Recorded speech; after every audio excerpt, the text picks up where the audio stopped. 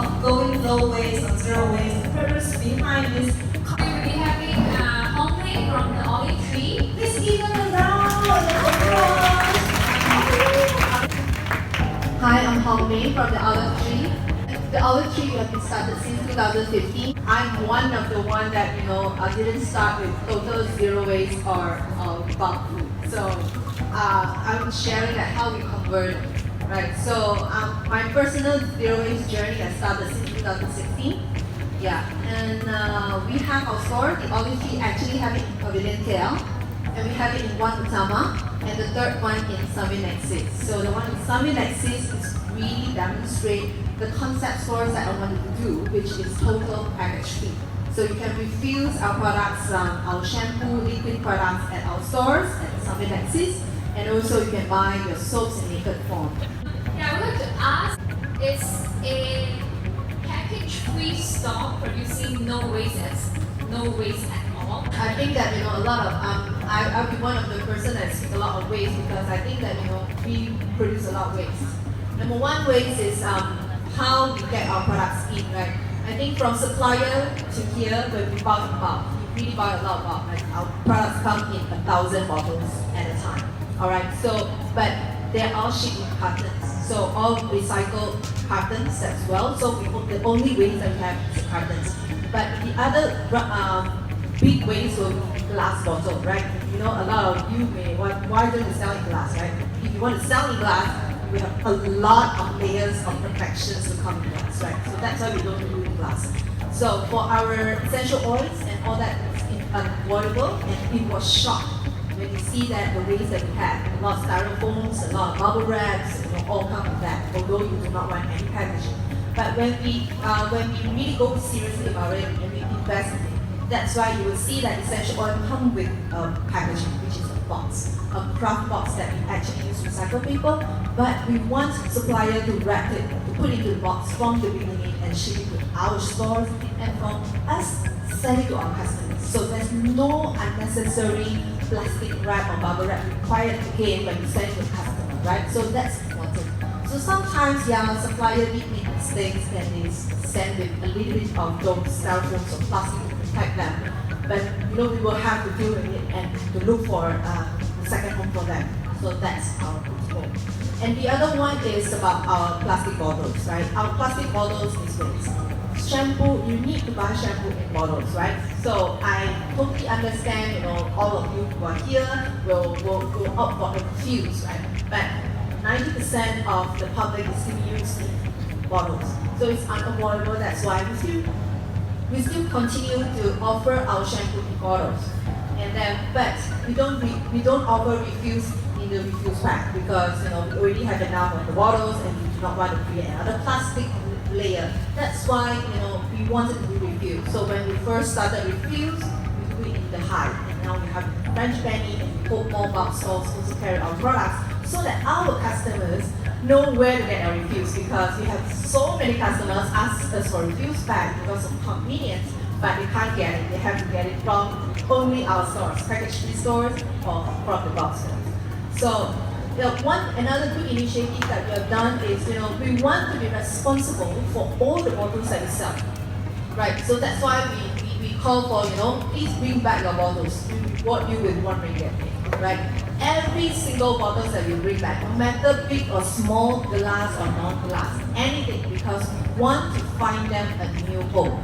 Yeah. So far we have done it like for the last almost 1 year. The number is just growing, especially when we do a campaign. We give you 10 ringgit off when you bring back your bottles. A lot of people bring back, and now 30% of our bottles pay back. So it's a growing numbers and it's a very encouraged number. Can you imagine if you sell 130 are coming back? Okay, they want the 1 ringgit off. Yes, we want your bottles, and so that we can clean them and send them to like French penny to the hive. So that's the amazing part about our zero waste community, because all of us accept each other trash or to reuse it. So that's the amazing part. So even the essential oil bottle, I have home. Even a carrier oil bottle, I have a home. So practically I don't have to throw them away. My trash is only those cartons that has been used many times, and then I send it to IPC. Because I'm very particular, I don't just send to any recycler because I don't know what they do with that. I only send them to those that who seriously really recycle all of them. That's why. So anyone wants anything from us, please contact us so that we can reuse every single trash that we created. Alright, including styrofoams. Thanks. And you're very tempted to just sell your bottles to the recycler. You get more that way than to spend cost transportation cost. Right? So that's the struggle.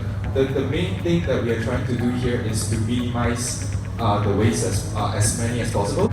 Is this business really profitable? Yeah. So the package-free stores are there to create this awareness and this demand. Yeah, then maybe 10 years ago, all of us have to probably close shop. But it's okay. We innovate. It's like she's not from Malstore. She innovates her business to meet the demand now. A lot of the package-free business thinking that you want to open one, right? And is this profitable? I think I want to quote that from my perspective. I think it's good to let everyone know, right? When you say that package-free store is expensive or the product is expensive compared to a lot of places and all that, I just want to give one example. Okay, to open a store at a relatively high traffic area, your rental is about 5,000 to 7,000. A relatively high traffic area, okay? It could be on the high side, but you will get a guaranteed traffic. Alright? So imagine how much is the staff cost. The staff cost will be also about that 5,000. If you want 2 persons sitting there, 24 hours, and that will be another 5,000. That will be contribute to about 30 to 40% of your total overhead cost, excluding electricity, your downline light, all other stuff. And how much are you going to generate in a sale? To open in a relatively high traffic area, you need to do at least 50,000 a month. Can a package-free store open and get it a 50,000 sales a month? That's a very huge question mark. And that's why, how can this business sustain? How can we sustain in the long run? It's really to get support from the community. If we have more customer, more demand, the business can sustain and maybe the price will be more achievable. That's very important. Yeah, and that's why we need this, why we need to sit down here and we need to explain to you the cost structure, and also we need to get support from the community. Without the community, this business will not sustain. Not just us, even NSK will not go into that because it's not even profitable. For the big corporate, everything is about the margin, right? It's the profit. If that's not profitable, big company will not have one. Alright? So let's work, make it together. The roles that government can actually carry out to help package-free businesses, do you have any ideas? I think to encourage people to go on this sustainable business, government can actually help in probably 2 ways. The most direct way is, number one, is providing an entrepreneur loan. To start a business, cash flow is always the problem, money. So, and for small business like us, everything is cash on delivery or cash in advance. So nothing is on credits and nothing on consignment and all that because we are small, right? So I think loan is important because for now, go to any bank, will need 3 years. If you can start through 3 years, yes, you can get that loan maybe, but you don't need that loan anymore. But you see, but for the first 3 years, I think that's important. Number 2 is, it'd be good that, provide some subsidy or also, allowance, tax-free allowance for, tax allowance for the first 3 years especially, so that, the business can sustain and then expand further. So I think these are the 2 areas that I'm looking at, from government support. I agree. It's all going to be financial help here. Taxation would be awesome, yes. From the consumer perspective, zero waste living, and if you buy things without packaging, it might be cheaper and it it sounds cheaper a lot because you are not paying for the packaging cost. But also some of them, they're aware that the price difference is not that big. It doesn't make sense that zero waste lifestyle is relatively cheaper. Is there any point of view in terms of the price of the product? I think just now Hong-Mei mentioned a very good point that when it comes to bulk grocer or like stuff like Hong-Mei selling everything in bulk, it involves more labor costs than a normal shop whereby you just grab and put on the shelf. That's all you do. But in bulk shop, you have to, everything comes in a huge package and then you need someone to carry it into the storage. Then every time you put a small amount of that into the glass jar to keep everything fresh. So that it's quite labor intensive in the sense that you need more labor in terms of all these things. And also, there are many factors that is affecting the prices, including the location. I think Hong-Mei did mention just now. The location did make a difference in terms of the prices because you have other factors like rental. Like, yeah, I know it's opening a package free store. It's like a mixture of because of environment, you really want to provide alternatives to the consumer. And in terms of labor, you need to have like people that is really understandable and also very knowledgeable about the environmental issues and really willing to help more than like earning money.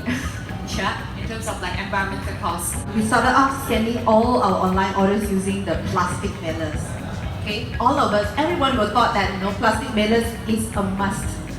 Okay, when we really understand about the reducing waste and plastic waste and all that, I really go into the post office and take a look, how other people are sending their parcels. Of course, 90% is still the plastic mailers, but I still see some boxes around. At that point of time, I am really determined that we are going to send out all our parcels in boxes. Okay, and because of our volume, we can't reuse any more old boxes. We will have to get new boxes. So we actually make custom-made all our online order boxes using the recycled paper, okay, in a custom way. So no plastic has been all in, and we have been printing all our airway bills and all that in the sticker paper and stick on top of the box, and we send it out. Okay, I'm sure all of you will freak out, or even my colleagues, also freak out. Are you going to send out the shampoo like this? You know what I mean? They are heavy, they are fragile, and we did it. I insisted we send it out, and so far, how many breakage have come back? Probably one or two that actually break when the postman probably just hit it on somewhere sharp and all that. But other than that, we don't have issues. We all, always worried about, is the parcel is going to get wet? Imagine, it's postman job, post-license job to keep your parcel safe, right? They keep it in the stores. When they see that, the postman see that your boxes are paper, they are going to keep it somewhere with the roof. Okay? If the postman see that your parcels is all in plastic, they're going to put it outside. You know what I mean? So it's all about mentality, and that's why if you believe in it and you do it, and you will get it done. So that's why we have saved like thousands of mailer plastics or even any fillers from our parcels until now. Okay, your packaging is always so beautiful. Well done. So I'm selling Hong-Mei's product. So once I had someone complaining directly to me. I ordered this beautiful shampoo from Olive Tree. I sent it to them in an upcycle jar, a jam jar, and she was expecting the beautiful Olive Tree packaging. And I'm like, oh no, sorry, with your waste, we're upcycling. So it was like, one of those hero jar, a jam jar, and your beautiful shampoo was in it. So the customer was, oh, I get it, but still, I was hoping for. So there's a lot of education behind. Malaysia, second zero waste test. Alright, thank you.